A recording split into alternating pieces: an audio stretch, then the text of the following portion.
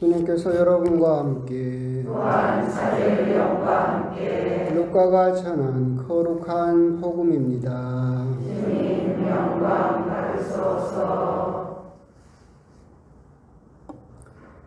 그때 하느님께서는 가브리엘 천사를 갈릴레아 지방 나자렛이라는 고을로 보내시어 다윗 집안의 요셉이라는 사람과 약혼한 처녀를 찾아가게 하셨다.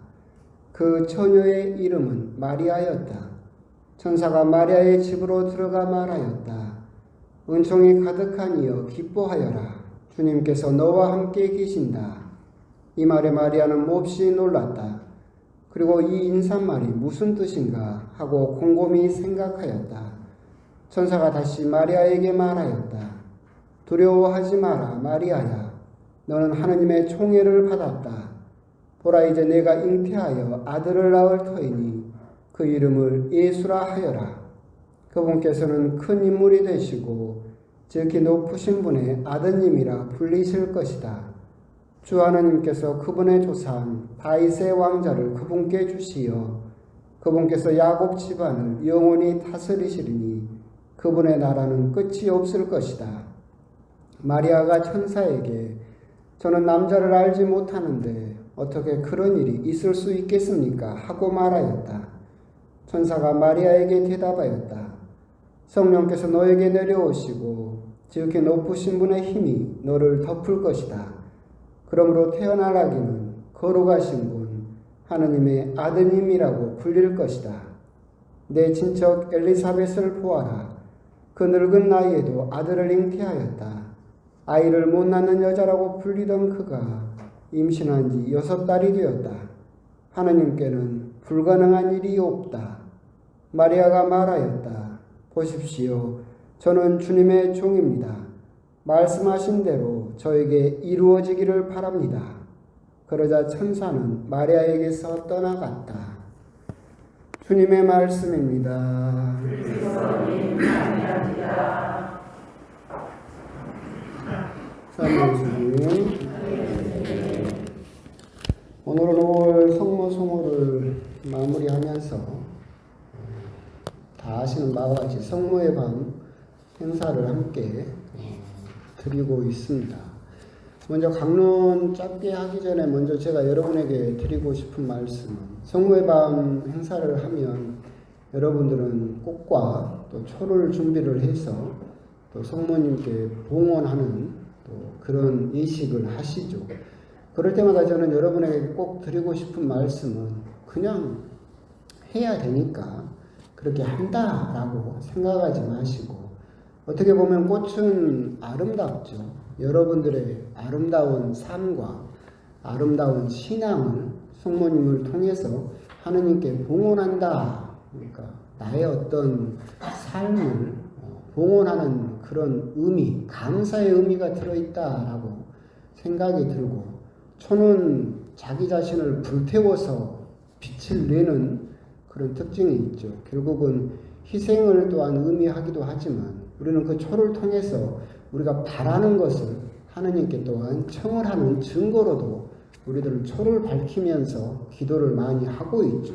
여러분들이 유럽이나 큰 성전에 가면 그렇게 초를 구입을 해서 성상 앞에 켜면서 여러분들이 바라는 그런 기도를 하시는 것처럼 오늘 저녁도 그냥 건성으로 그냥 내야 바쳐야 되니까 바친다 그런 것이 아니라 꽃을 바칠 때는 좀 부족하지만 그래도 열심히 살려고 하는 저를 어여삐 봐주십시오라고 하는 감사의 마음으로 꽃을 봉헌하시고, 초는 제가 항상 드리는 말씀이지만 지금이라도 그 초를 봉헌하면서 여러분들이 바라는 염원을 담아서 여러분들의 마음과 생각을 담아서 그렇게 봉헌을 하셨으면 좋겠습니다. 어떤 사소한 것도 그냥 의미 없이 하는 것이 아니라 그런 작은 것에도 의미를 부여하게 되면 그것은 우리들에게 소중한 가치를 지니게 되고, 우리가 소중하게 여기는 것을 하느님께서, 성모님께서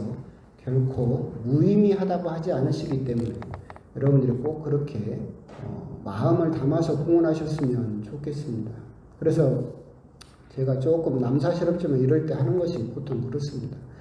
여러분들이 봉헌할 초를 딱 손으로 잡으십시오.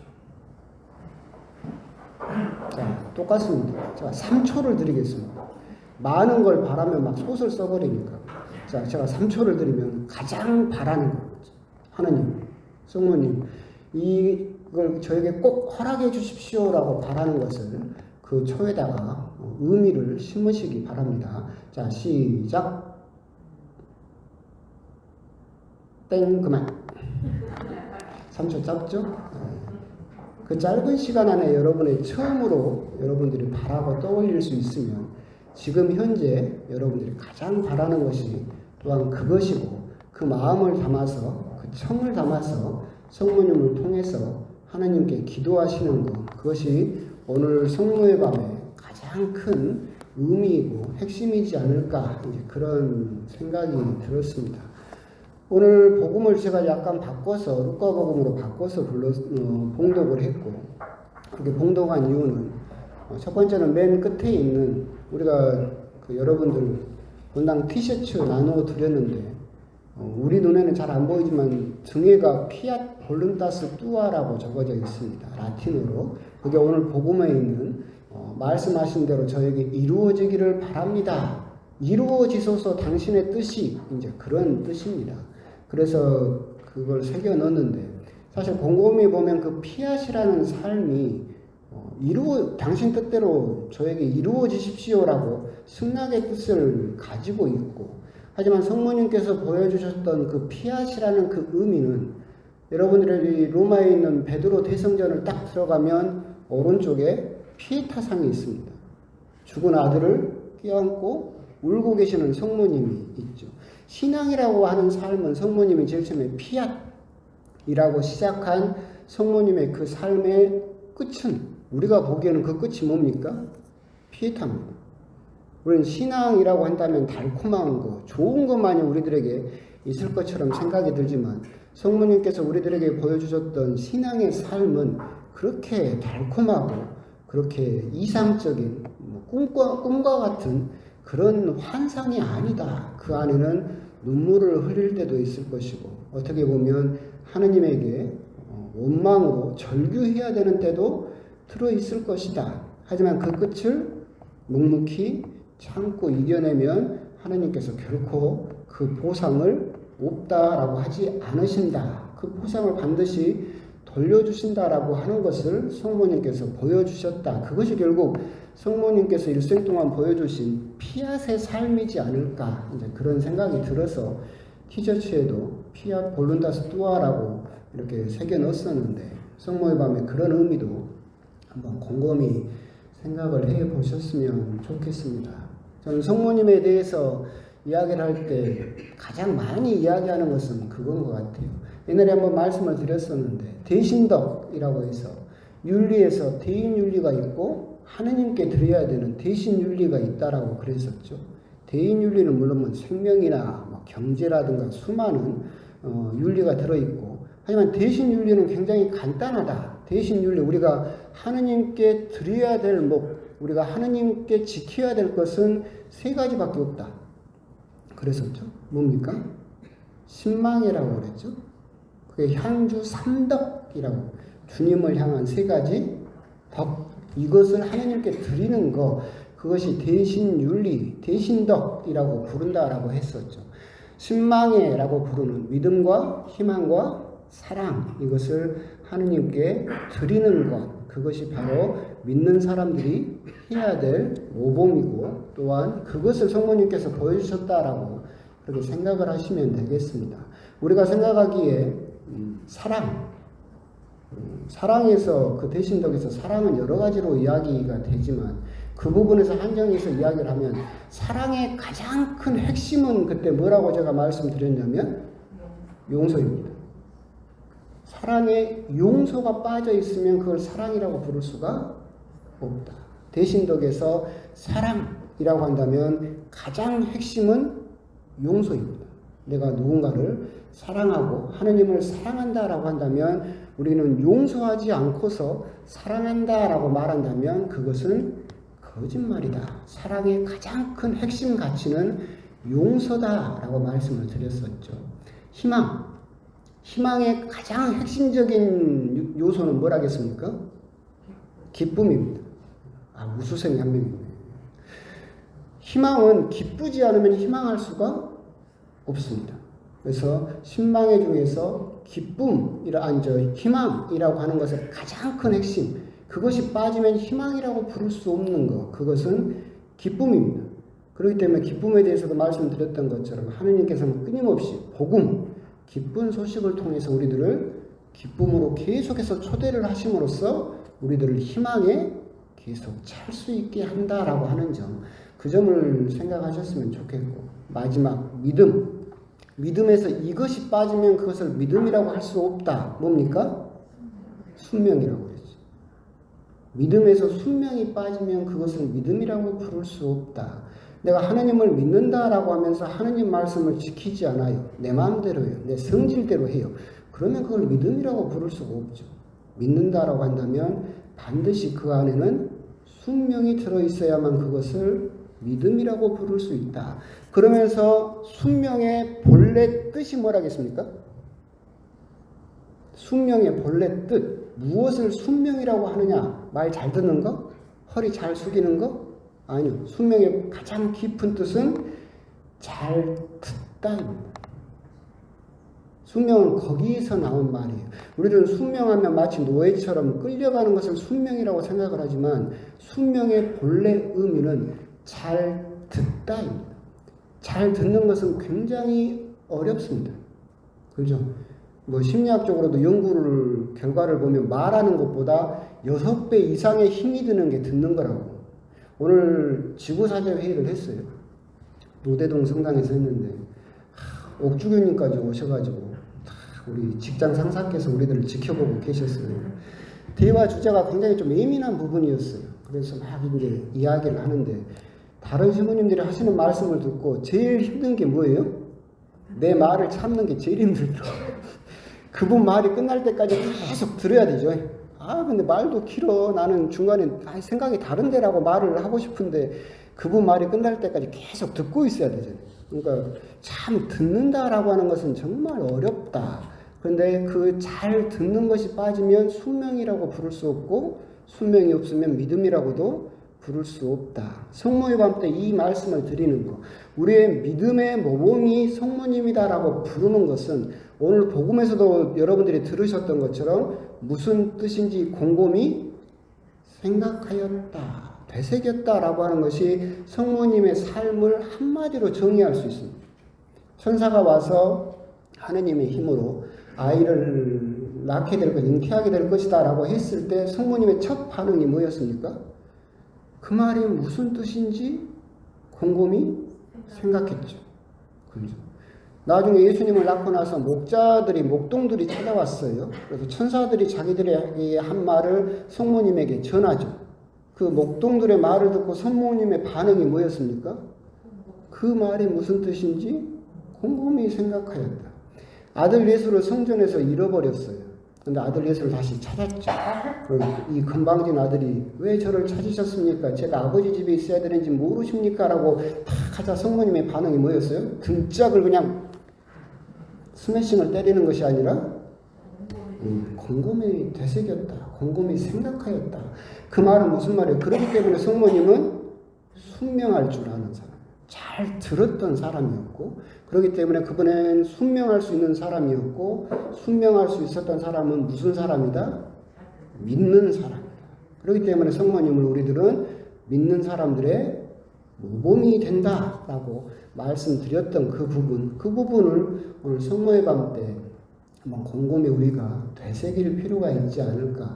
저 역시도 오늘 회의를 나가서 정말 듣는다는 거, 누구 말이 무슨 뜻인가 곰곰이 되새긴다라고 하는 것이 정말 힘들었던 것처럼 우리 역시도 집안에서 살 때, 또 성당에서 살 때 남의 말이 끝날 때까지 곰곰이 듣는 게 얼마나 힘든가, 어렵죠. 내 말 하고 싶고 중간에 끼어들어서 반대하고 싶고, 하지만 그 모든 것들은 성모님께서 우리들에게 보여주신 모습과는 반대의 모습이다라고 하는 점, 그런 점에 대해서 오늘 또 곰곰이 되새겼으면 좋겠습니다. 여기서 끝내려고 했더니 강론이 짧으니까 강론을 맞춰야 됩니다. 너무 짧아요. 그러면서 성모님에 대해서 제가 또 드렸던 말씀 중에 그런 것도 있었었죠. 순명하면서 제가 드렸던 게 곰곰이 생각을 하면 성모님의 그 믿음의 모습은 한정식 같다고 그랬죠. 한정식 같다. 근데 우리들은 신앙생활을 뭐처럼 하고 싶어요? 뷔페처럼 하고 싶어요. 그렇죠? 뷔페는 뭐예요? 가면 내가 먹고 싶은 것만 골라서 먹으면 돼요. 한정식은 뭐예요? 4명이 가면 전도 4개가 나오고 내가 먹기 싫은 것도 4개가 나와요. 옛날에 제가 대덕에 있을 때 강진 가서 한정식을 먹는데 딱 4명씩 앉으니까 정확하게 4개씩 나오더라고요. 근데 그 중에는 내가 좋아하는 것도 있고 먹기 싫은 것도 있어요. 근데 그게 내 몫이에요. 근데 내가 안 먹으면 어떻게 돼요? 버리거나 아니면 딴 사람이 먹어줘야 그 고비가 넘어가는 거죠. 근데 우리는 신앙생활을 하면서 뷔페처럼 하고 싶어요. 내가 하고 싶은 것만 하고 하고 싶은 기도만 하고 가고 싶을 때 가고 그렇게 하고 싶어요. 그런데 그런 것을 순명이라고 부르지 않죠. 성모님의 그 믿음의 모습, 삶의 모습을 보면 그 양반은 한정식이죠. 그것은 뭐예요? 내 몫으로 온 거예요. 그럼 내 몫으로 왔으면 그걸 피하지 않고 고스란히 네가 받아들여야지. 내가 이게 싫다고 피해버리면 누군가 대신 나 대신 희생을 해야 되고 아니면 버려지게 되죠. 그리고 오늘 성모님에 대해서 성모님은 당연히 희망찬 이야기도 많이 있겠지만 오늘 여러분들이 곰곰이 묵상해야 될 부분은 성모님의 그 믿음의 뿌리인 순명, 그리고 그 순명은 우리들이 바라는 것처럼 뷔페처럼 내가 하고 싶은 것만 골라서 쏙쏙 할 수 있는 신앙생활, 옛날에도 항상 말씀드리지만 그렇게 쏙쏙 내가 하고 싶은 것만 하는 신앙생활을 뭐라고 부르냐면 취미생활이라고 부른다고 그랬죠. 그건 신앙생활이 아니에요. 그건 취미생활이죠.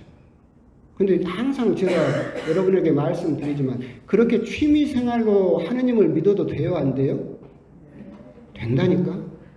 실컷 그렇게 해도 된다니까? 근데 한 가지만 포기하라고 그랬죠. 뭐?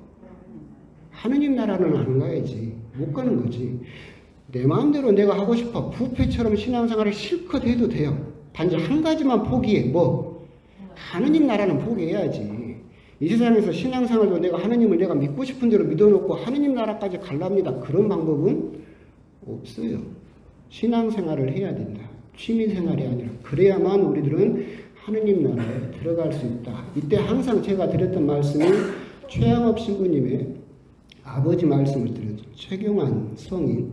그분이 고문을 받고 신자들이 굶주리고 해가지고 너무 굶주려서 자기들이 피고름이 흐른 그 덕석, 그 지푸라기를 빨면서 배고프니까 빨면서 그 고문을 이겨내면서 너무 힘드니까 울부짖었어요. 너무 죽고 싶다. 너무 힘들다. 그때 최경환 성인이 일어나서 뭐라고 했다겠어요? 하느님 나라가 그렇게 싸구려는 아닙니다. 그 말은 무슨 말이냐면 하느님 나라를 쉽게 갈 방법은 없다. 여러분들이 이렇게 고문을 받고 고생하고 순교를 하는 것, 그만큼의 값어치가 하느님 나라에 있는 거지. 대충 뭐 박해도 피하고 배교하고 내가 편한 대로 신앙생활을 한다라고 해서 값싸게 싸구려로 하느님 나라에 들어가는 방법은 없다. 그런데 현대 세계는 점점 더 너무나 뷔페 같은 신앙생활만 이야기하면서 그냥 쉽게 취미생활처럼 신앙생활을 하려고 하는 사람들이 너무나 많이 있다. 하지만 성모님의 모습은 그것과 정반대의 모습을 우리들에게 또한 보여주고 있다라고 하는 점, 그런 점에 대해서 한번 곰곰이 묵상을 하시면서 오늘 성모의 밤 참된 믿음은 어디에서부터 나오는가, 그런 부분에 대해서 한번 또 곰곰이 묵상을 해 보셨으면 좋겠습니다. 아멘.